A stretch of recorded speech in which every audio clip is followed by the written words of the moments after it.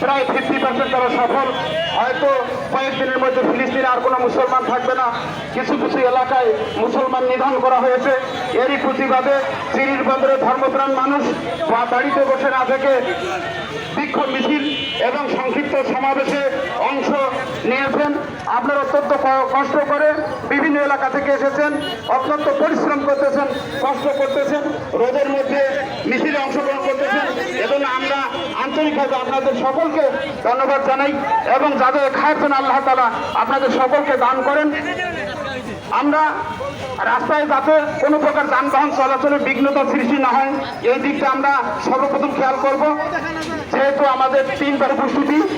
আপনারা জানেন যে গত জানুয়ারিতে আমেরিকার প্রেসিডেন্ট ডোনাল্ড ট্রাম্প ক্ষমতা আসার আগে তার নির্বাচনী প্রচারণার সময় ফিলিস্তিন এবং ইসরায়েলের যুদ্ধ বন্ধ করার একটা কমিটমেন্ট দিয়েছিলেন, সেই সাথে যুদ্ধবিরতির একটা ঘোষণা দিয়েছিলেন।